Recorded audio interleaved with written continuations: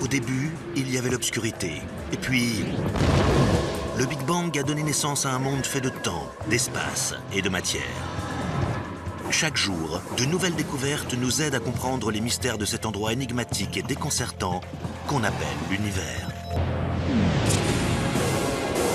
Hyperespace, téléporteur, trou de verre et pistolet laser. Des concepts qui appartiennent à la science-fiction, mais s'inspirent-ils de la réalité? Sommes-nous seuls dans l'univers? La réponse est non. La nouvelle génération de physiciens travaille déjà pour réécrire les lois cosmiques. Je ne peux pas me limiter à la physique telle qu'on la connaît aujourd'hui. Et ce qui semblait encore futuriste il y a quelques dizaines d'années pourrait bien être plus proche que ce qu'on croit. Si on arrivait à s'approcher de la vitesse de la lumière, on pourrait faire un bond dans le futur. Départ aujourd'hui. Prochain arrêt, demain. Explorons ensemble les mondes de la science-fiction et des faits scientifiques.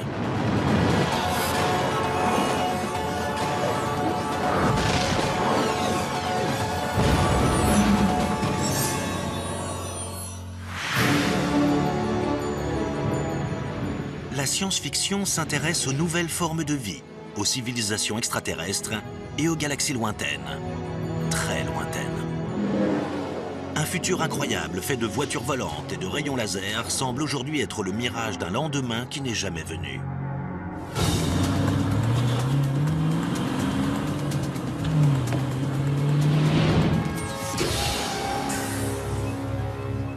Des routes? Là où on veut aller, on aura toujours besoin de routes. Pourtant, il y a bien des technologies issues de la science-fiction qui pourraient arriver plus vite qu'on le croit.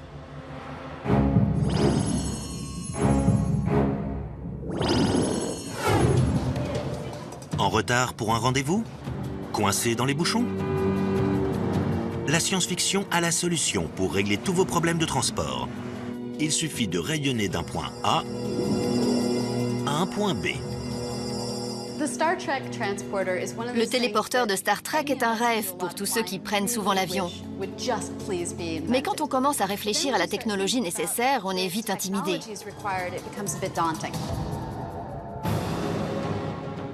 Dans Star Trek, ce qu'on voit dans la série, c'est que le téléporteur fonctionne en déplaçant une personne atome par atome et en convertissant ces atomes en énergie qu'on projette vers une destination avant de réassembler tous ces atomes qui composent la personne une fois arrivé à destination.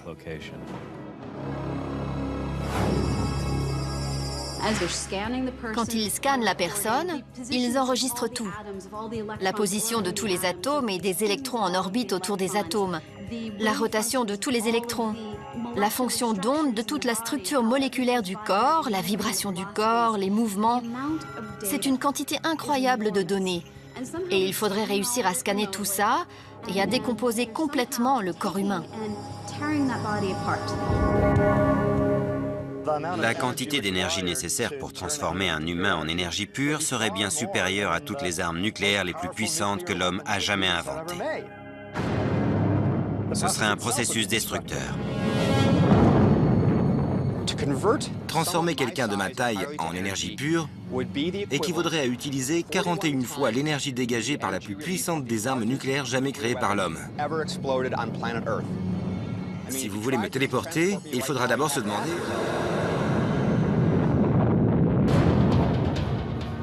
Mais qu'est-ce qui ressort de l'autre côté du téléporteur?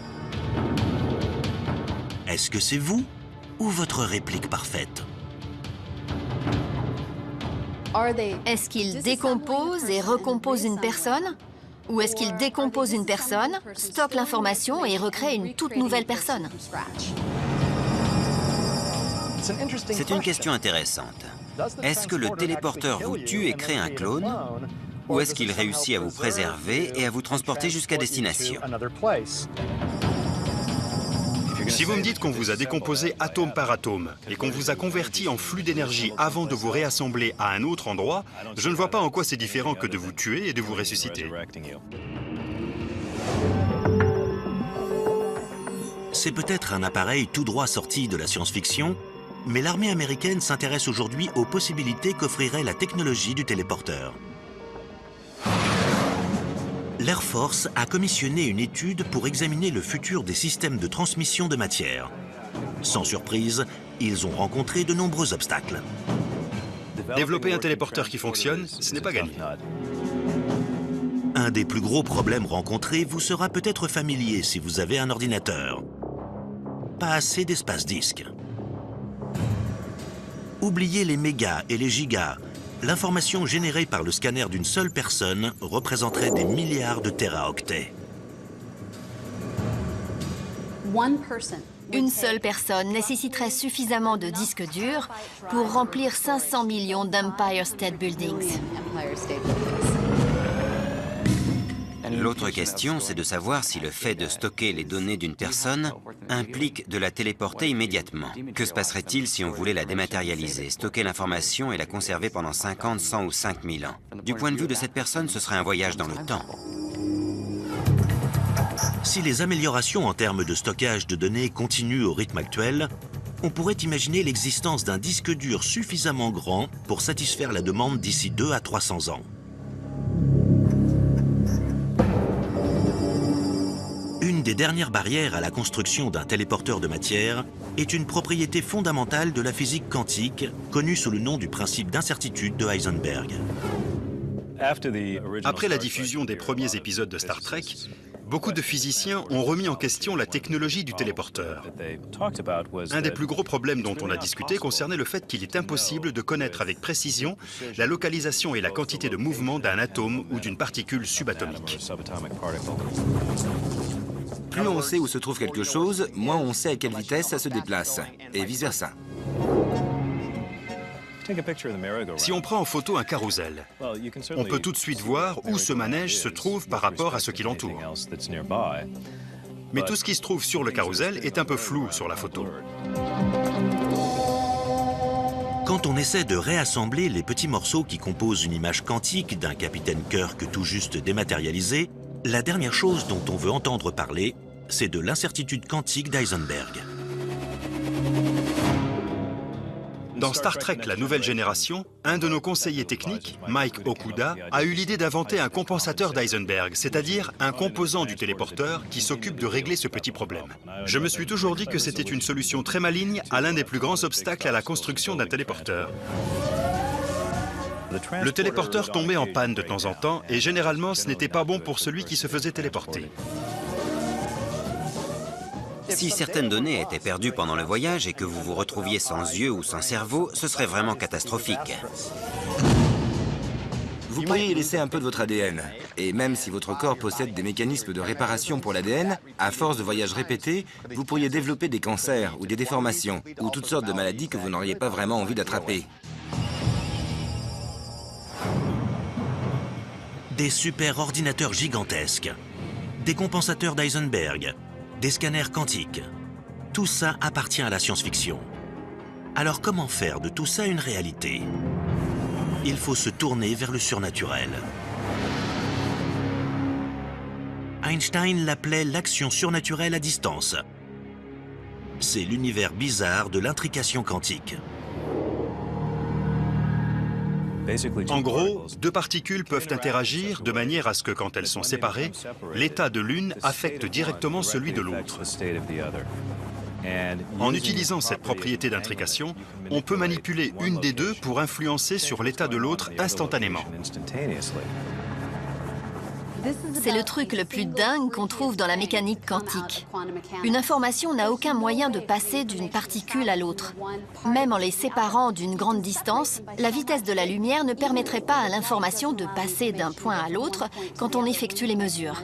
Il doit y avoir environ 3 personnes capables de comprendre ce concept sur la planète. Et pour tous les autres, on n'a plus qu'à regarder les formules et se sentir mal. Les scientifiques ont déjà prévu de tester cette action surnaturelle d'intrication en transmettant une information entre le sol et l'orbite basse terrestre. Le premier téléporteur de l'histoire humaine. Cette technologie pourrait être utilisée dans le développement d'une nouvelle génération de superordinateurs. Des machines qui pourraient un jour être assez rapides pour réaliser les calculs complexes nécessaires pour construire un téléporteur plus sophistiqué. Je sauterais tout de suite dans un téléporteur si j'étais sûr de pouvoir rentrer chez moi après et voir ma famille. Ce serait un voyage incroyable.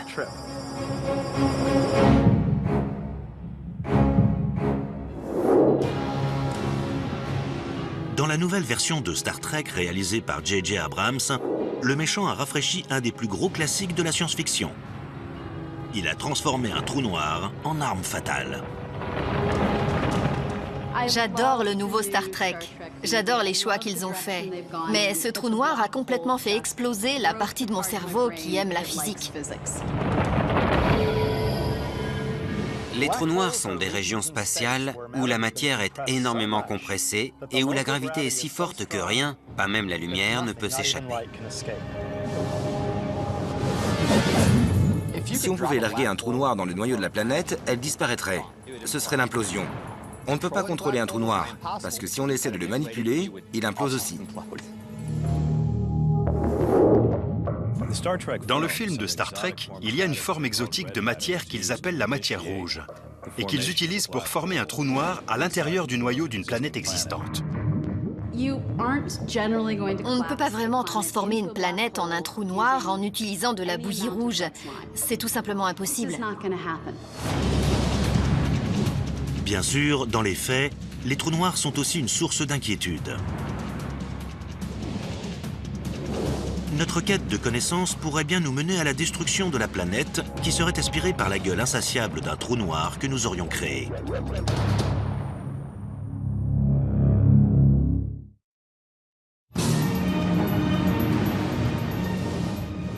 Dans la science-fiction, comme dans le premier Star Trek de J.J. Abrams, un trou noir au centre d'une planète peut causer la mort de 6 milliards de Vulcains à l'écran.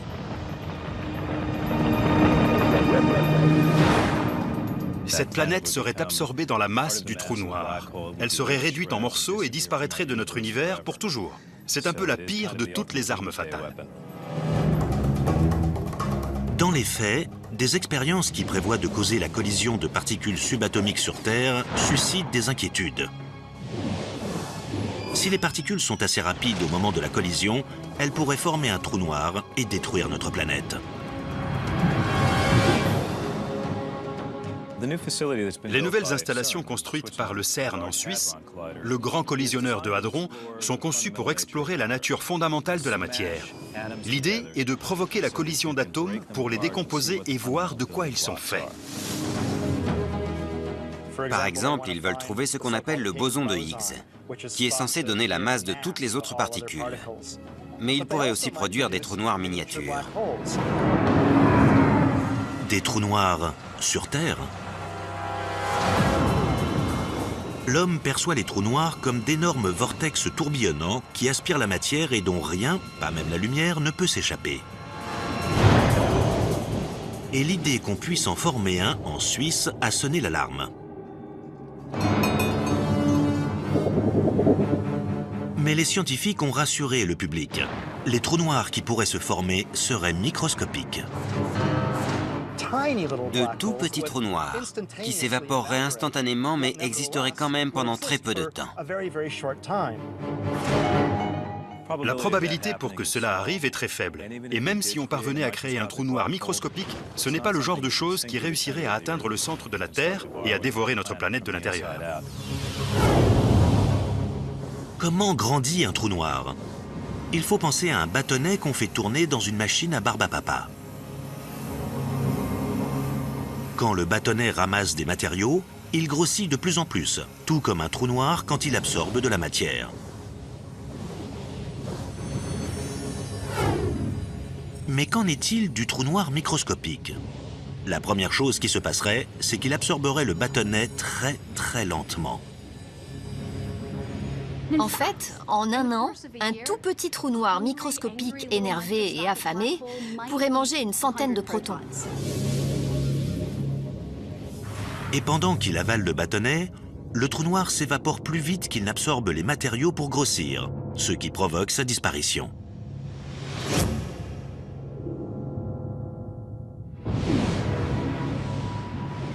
Les trous noirs ne devraient pas nous inquiéter.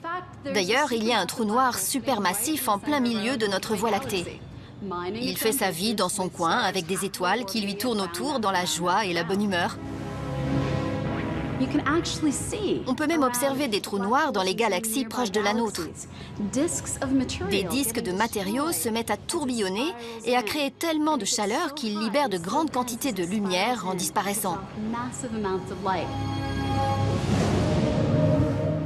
Si les auteurs tiennent vraiment à donner le mauvais rôle aux trous noirs, ils pourraient au moins le faire de manière exacte et précise. Un scénario intéressant qui n'est pas assez utilisé à mon goût serait celui d'un trou noir qui détruirait notre système solaire. Un petit trou noir pourrait très bien entrer en collision avec le système solaire.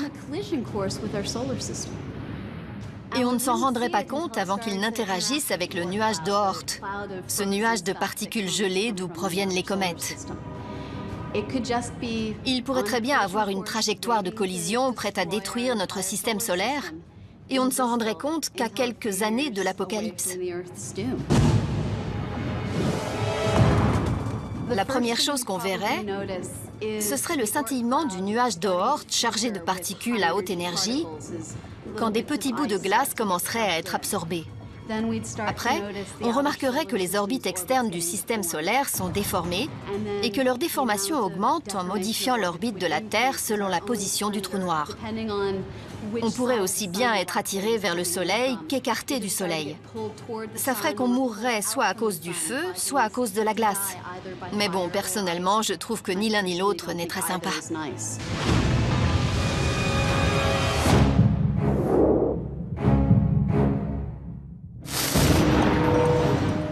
La destruction de la Terre est un thème très populaire dans la science-fiction, et les menaces qui pèsent sur notre planète ont pris de nombreuses formes. Prenons par exemple le film Armageddon. Un astéroïde de la taille du Texas se dirige vers notre planète. Mais dans ce film catastrophe, c'est surtout l'aspect scientifique qui est catastrophique.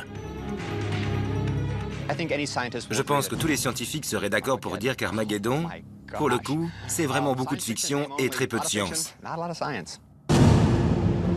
La manière dont ils ont décrit cet astéroïde qui allait entrer en collision avec la Terre et la façon dont ils ont géré la menace en envoyant une navette spatiale pour utiliser une explosion nucléaire, c'était ridicule. Le problème, c'est que plutôt que d'avoir un seul astéroïde qui détruirait une partie de la planète, on aurait des milliers, voire des millions de morceaux d'astéroïdes qui détruiraient plusieurs parties de la planète.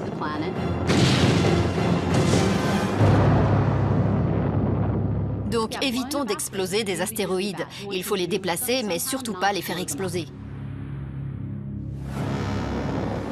Mais si la Terre venait à rendre l'âme, où irait-on habiter ?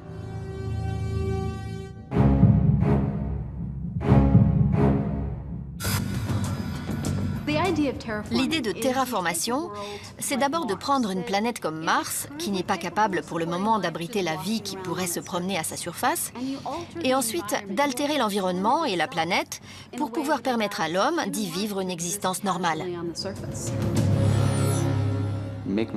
Faire de Mars un endroit où on peut respirer sans combinaison spatiale, où on peut se promener à l'extérieur dans des vêtements d'été et créer un tout nouveau monde dans lequel on pourrait vivre. Ce serait un projet incroyable à réaliser, mais pas forcément impossible. Une nouvelle planète dans notre système solaire qui pourrait servir de maison à des humains, au cas où la Terre serait trop usagée. Si la survie de notre espèce en dépendait, que faudrait-il faire pour transformer la planète rouge en planète bleue ?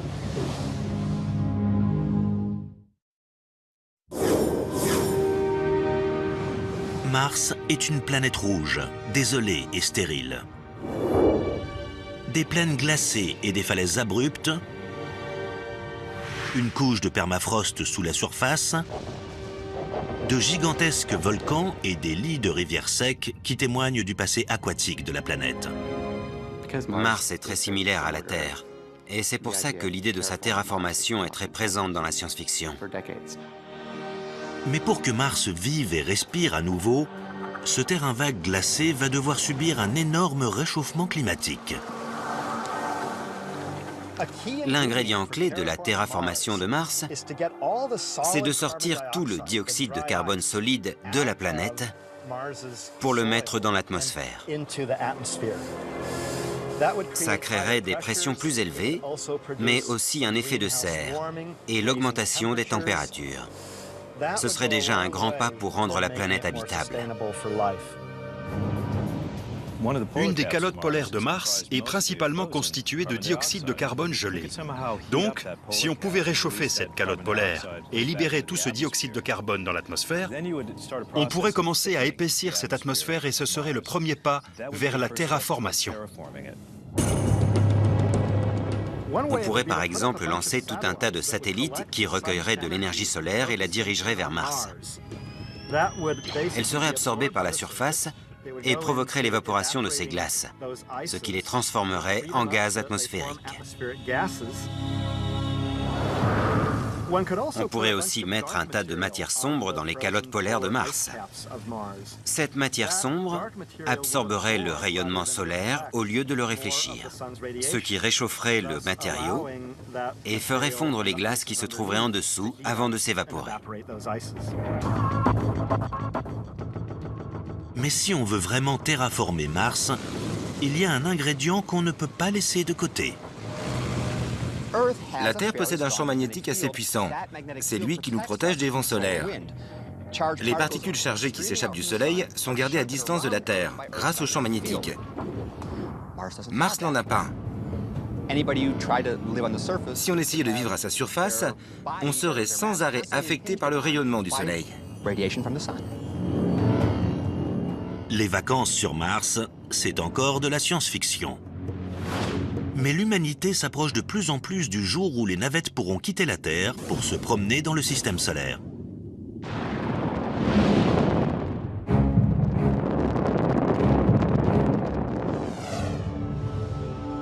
C'est assez facile de se déplacer dans notre système solaire. Il y a 40 ans, on est allé sur la Lune. Depuis, on a envoyé nos sondes vers toutes les autres planètes du système solaire. Les distances se mesurent en millions de milliards de kilomètres. Ce sont des voyages spatiaux à courte distance. Mais le voyage interstellaire est une toute autre affaire. Un des vrais gros problèmes de la physique, c'est la limitation de la vitesse de la lumière. Pour ce qui est de voyager plus vite que la lumière, les physiciens ont toujours parlé d'une seule voie. C'est impossible, ça n'arrivera jamais. Mais pourquoi la vitesse de la lumière est-elle la limite universelle? C'est ce qu'un de nos téléspectateurs a voulu demander au mystère de l'univers. Il nous a écrit pour savoir pourquoi on ne peut pas dépasser la vitesse de la lumière. Beaucoup de gens me posent cette question, c'est un classique. C'est juste impossible de se déplacer plus vite que la lumière, sauf si vous n'avez pas de masse. Un des problèmes qu'il faut résoudre, c'est que notre masse augmente quand on accélère.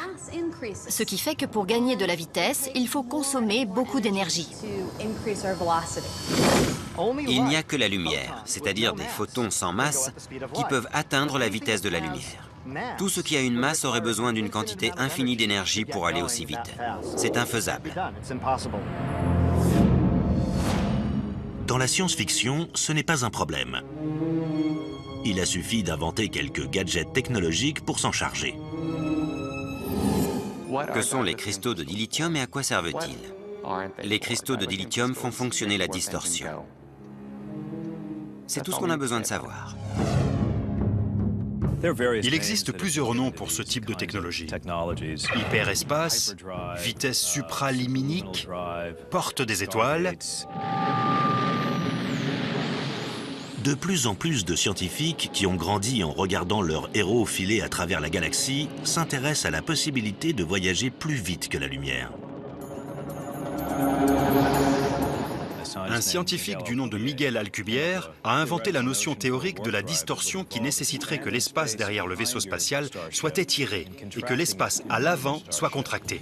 Et nulle part dans la physique, ou dans la théorie d'Einstein, ou de quelqu'un d'autre, il n'est écrit que l'espace lui-même ne peut être étiré ou comprimé plus rapidement que la vitesse de la lumière. En fait, quand on y pense, c'est exactement ce qu'il s'est passé à la naissance de l'univers. L'espace s'est étendu bien plus rapidement que la vitesse de la lumière dans les microsecondes qui ont suivi le Big Bang, ce qui a créé l'univers tel qu'on le connaît aujourd'hui. Donc, si on avait assez d'énergie, on pourrait considérablement étendre l'espace derrière nous à 100 fois la vitesse de la lumière et contracter l'espace devant nous à 100 fois la vitesse de la lumière, ce qui aurait pour effet de nous faire bouger à 100 fois la vitesse de la lumière, même si dans notre petite bulle d'espace, on ne la dépasserait jamais. Si jamais un astronaute veut se rendre rapidement quelque part, les options sont assez limitées. La plupart des navettes utilisent aujourd'hui du carburant liquide ou solide. La navette spatiale utilise des propulseurs à poudre, qui ressemblent un peu à des fusées. Une fois allumés, ils sont partis. On a aussi des fusées chimiques, qui utilisent de l'hydrogène et de l'oxygène liquide. Il suffit de les mélanger et on obtient énormément d'énergie. L'effet secondaire, c'est qu'on obtient aussi de l'eau et de la chaleur. Aujourd'hui, la dernière génération de sondes spatiales utilise une toute nouvelle technologie, tout droit sortie des pages de romans classiques de science-fiction. Le moteur ionique. En gros, on prend des atomes, on enlève quelques électrons et on obtient une particule chargée. Ensuite, on l'accélère à l'aide d'un champ magnétique et on rejette ces particules à haute vitesse sur un côté de l'appareil. La différence entre ce moteur et le moteur chimique, c'est qu'avec un moteur ionique, il y a très peu de poussée. Un moteur ionique génère la même quantité de poussée que le poids d'une feuille de papier. Mais il le fait pendant des mois sans s'arrêter, en accélérant progressivement jusqu'à atteindre des vitesses assez élevées. La sonde spatiale Dawn de la NASA utilise l'énergie ionique pour s'approcher doucement de Vesta et Cérès, deux des objets les plus larges de la ceinture d'astéroïdes.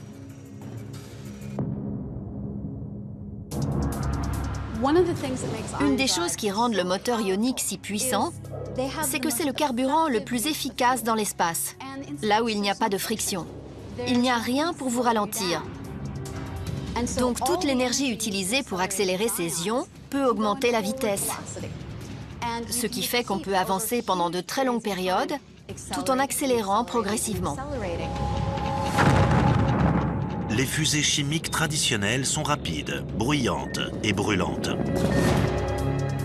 Les systèmes de propulsion à ions, eux, durent très longtemps. Donc le moteur ionique fait autant partie de la science-fiction que des faits scientifiques.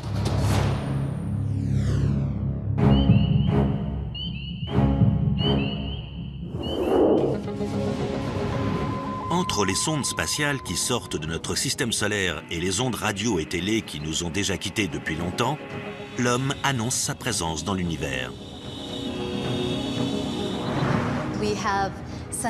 On a envoyé des missions avec des enregistrements de sons de rire ou de battements du cœur, avec des schémas de l'homme et de la femme. Ce sont des ambassadeurs physiques qu'on a envoyés dans les étoiles. Carl Sagan a posé cette question il y a quelques années. Qui parle au nom de la Terre? Au fond, je crois qu'on parle tous au nom de la Terre. Et j'aurais bien aimé qu'on fasse un peu plus attention et qu'on réfléchisse un peu plus au genre de messages et d'idées qu'on envoie dans l'espace avec nos programmes radio et télé. Jusqu'ici, nos communications sont restées sans réponse. Mais si ce n'était pas toujours le cas? La science-fiction est pleine d'histoires sur ce qui arrivera quand les extraterrestres seront parmi nous. Je suis sûr qu'on trouvera de la vie dans l'espace. Et si ça arrivait, aurions-nous une chance? Ou sommes-nous destinés à être exterminés par une intelligence extraterrestre avancée?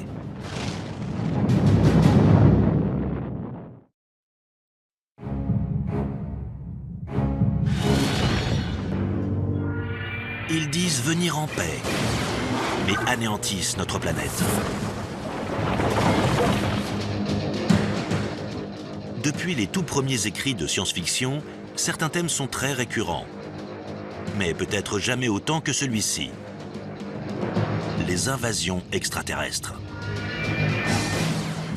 Des hordes d'aliens qui débarquent sur Terre et qui sèment le chaos, D'un point de vue narratif, c'est beaucoup plus intéressant que des gentils aliens qui arrivent et qui règlent tous nos problèmes. Je pense que tout a commencé avec La Guerre des mondes d'H.G. Wells, un roman qu'il a écrit comme une critique de la colonisation britannique de l'époque. Le film District 9 s'intéresse au fait que l'humanité est par nature méfiante, voire raciste de bien des manières à l'encontre des choses qu'elle ne comprend pas. Et dans le cas des extraterrestres, il n'y a rien qu'on ne comprend moins que la vie sur les autres planètes. Les astronomes essaient depuis longtemps de déterminer s'il existe une manière scientifique et plausible de répondre à cette éternelle question. Sommes-nous seuls? Est-ce que la vie est fréquente dans l'univers? Le paradoxe de Fermi, qui doit son nom à une question posée par le physicien Enrico Fermi, tente d'éclairer un des mystères de la vie extraterrestre.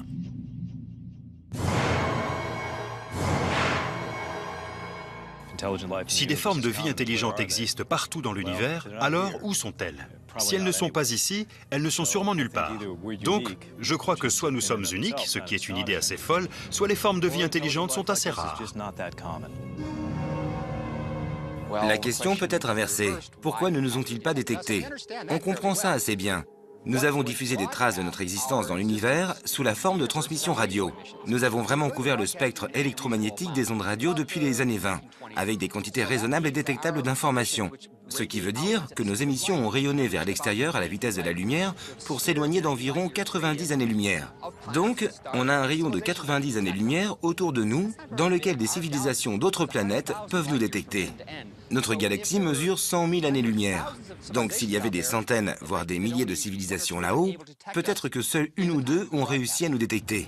Et ils n'ont même pas encore eu le temps de répondre au message. Un autre problème possible, la perte du signal. Quand les ondes radio s'éloignent de la Terre, elles tombent dans l'intensité et finissent par se mélanger au décor cosmique.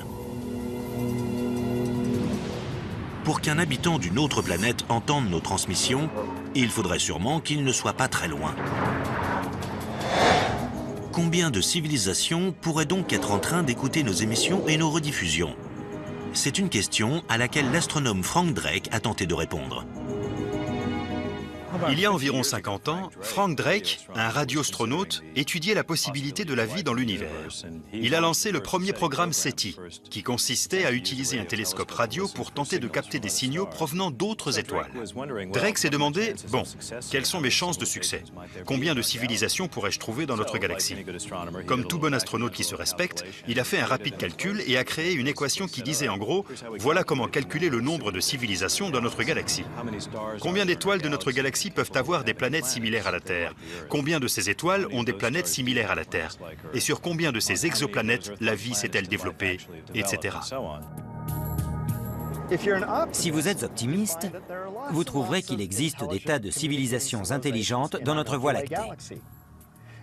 Si vous êtes pessimiste, par contre, vous pourrez facilement trouver qu'une seule galaxie comme la nôtre sur 1 million peut abriter une vie intelligente. Donc, si vous êtes pessimiste, autant dire qu'on est tout seul dans la Voie lactée. Si une grande armée d'extraterrestres belliqueux se dirigeait vers nous, quelles seraient les meilleures défenses de la Terre? Une des choses qui nous sauvera, c'est que les voyages spatiaux sont lents. On les verra arriver à l'avance. Et on aura quelques jours pour se préparer pendant qu'ils traverseront le système solaire en ressemblant à un astéroïde ou à une comète. En arrivant ici, la grande question est de savoir ce qu'ils feront. Est-ce que ce sera comme dans Independence Day et qu'ils menaceront toutes les grandes villes et leurs habitants, ou est-ce qu'ils se contenteront d'atterrir pour nous offrir des livres et des médicaments?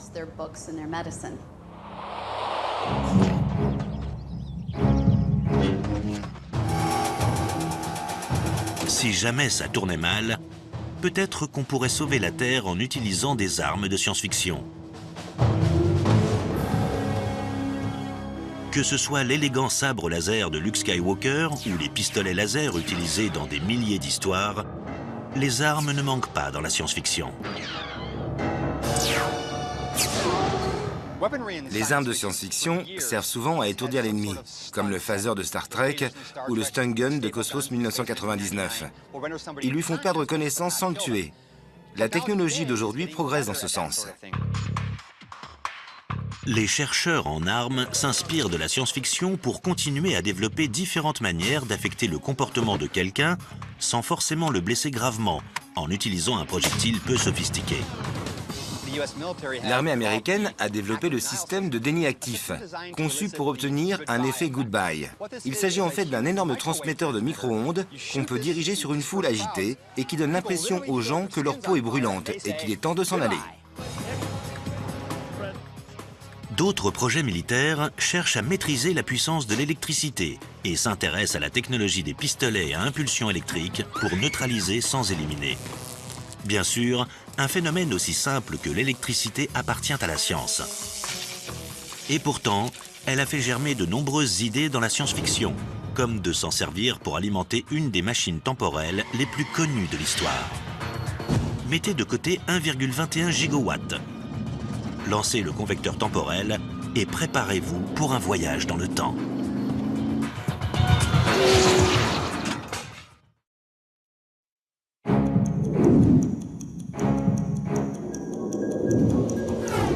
Le voyage temporel.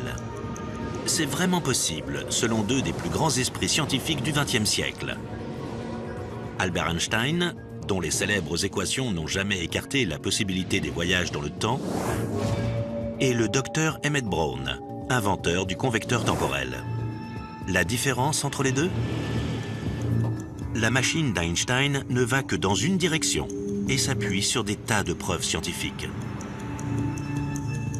On sait grâce à la relativité restreinte et à la relativité générale que les voyages dans le temps sont tout à fait possibles, c'est notre futur.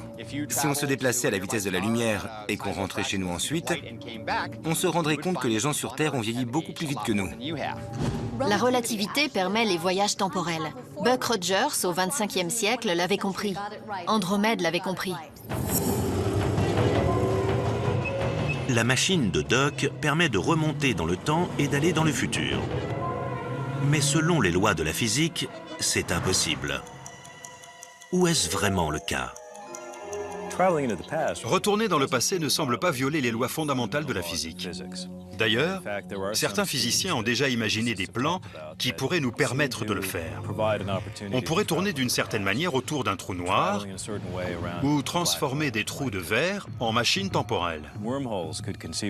Si on prend un côté d'un trou de verre et qu'on l'accélère jusqu'à la vitesse de la lumière, puis qu'on l'envoie à plusieurs centaines d'années-lumière avant de le ramener à son point de départ, alors ce côté du trou de verre existe de manière permanente dans le passé de l'autre côté.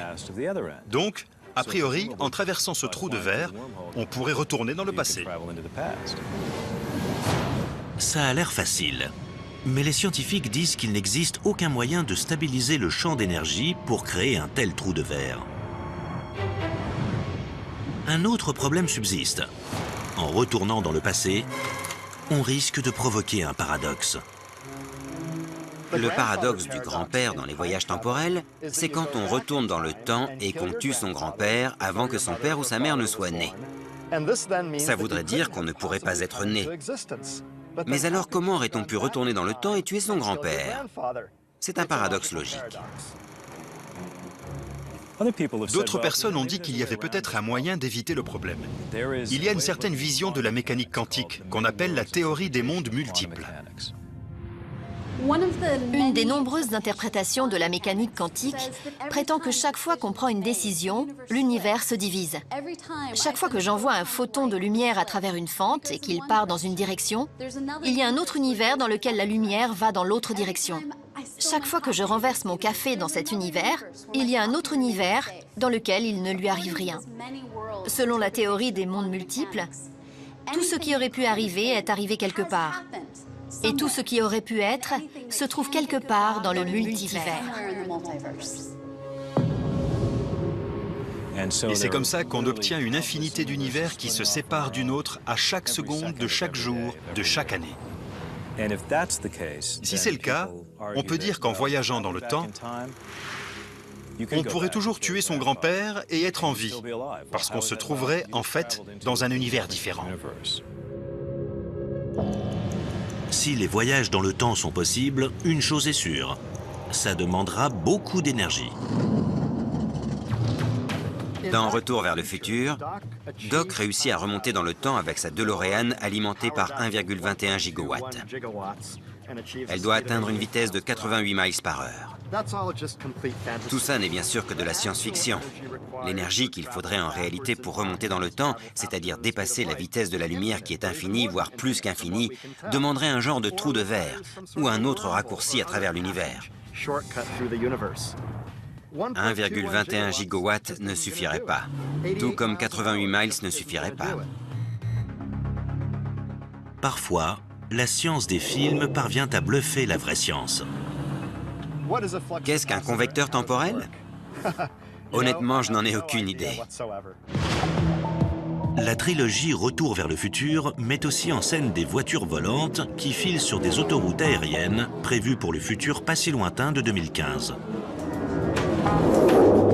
De nombreuses histoires de science-fiction se trompent d'année quand elles essaient de prédire l'avenir.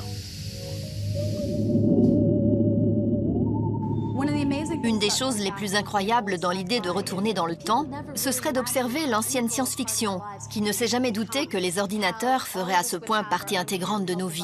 Ils n'avaient pas imaginé qu'on aurait tous des appareils personnels en main, des ordinateurs portables personnels, et que toutes nos actions seraient en quelque sorte modérées par la technologie. De nombreux petits-enfants ont même leurs propres ordinateurs portables, et on ne voit jamais ça dans la science-fiction.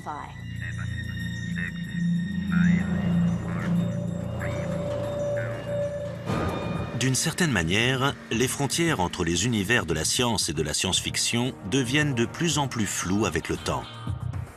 Après tout, Kirk et Spock ne sont pas les seuls à avoir des appareils de télécommunication de poche qui permettent de parler à n'importe qui sur la planète. Bormanis à Grazier, Bormanis à Grazier, vous pouvez entrer. Pour ce qui est des technologies de communication... Excusez-moi. Pas maintenant, André, je suis occupé. La communication est un domaine dans lequel la science a dépassé la fiction. Les téléphones à clapet qui s'ouvrent comme le commutateur original possèdent en fait plus d'options que lui. Vous avez déjà vu Monsieur Spock jouer à Tetris? Vous avez déjà vu le capitaine Kirk s'interrompre à cause d'un texto? Non. La science a dépassé la science-fiction. Ce qui semblait miraculeux il y a 40 ans se trouve dans toutes nos poches aujourd'hui. La science-fiction, c'est le côté rêveur de la science. C'est l'imagination. Mais la science ne pourrait pas exister sans imagination. Elle a besoin d'inspiration. Elle a besoin de ces moments de eureka. Et je crois que la science-fiction contribue à créer ces moments pour les scientifiques. À chaque décennie, des créateurs d'histoires incroyables et futuristes repoussent les limites de l'imagination. C'est parce que l'homme se posera toujours des questions sur ses lendemains, même après qu'ils soient arrivés.